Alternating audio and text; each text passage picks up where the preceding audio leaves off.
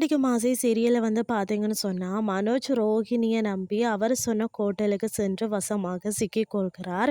மனோஜ் விவாகரத்து பத்திரத்துல கையெழுத்து போடு என கொடுக்க, ரோஹிணி அவர் விவாகரத்து வேண்டாம் என்ற பத்திரத்துல நீ கையெழுத்து போடு, இல்லைன்னு சொன்னா தற்கொலை செய்திடுவேன் என மிரட்டுகிறார். இதுல பயந்த மனோஜ் பாத்ரூம் சென்று தனது அம்மாவிற்கு போன் செய்து விஷயத்த சொல்ல எல்லாருமே கோவப்படுகிறார்கள். பிறகு முத்துவும் மீனாவும் செம பிளானுடன் ஹோட்டலுக்கு வரார்கள். அதாவது மனோஜ் கையெழுத்து போடுவது தான் கடைசி வழி என ரெடியாக உடனே வெளியே ஒரு குரல் கேட்கிறது.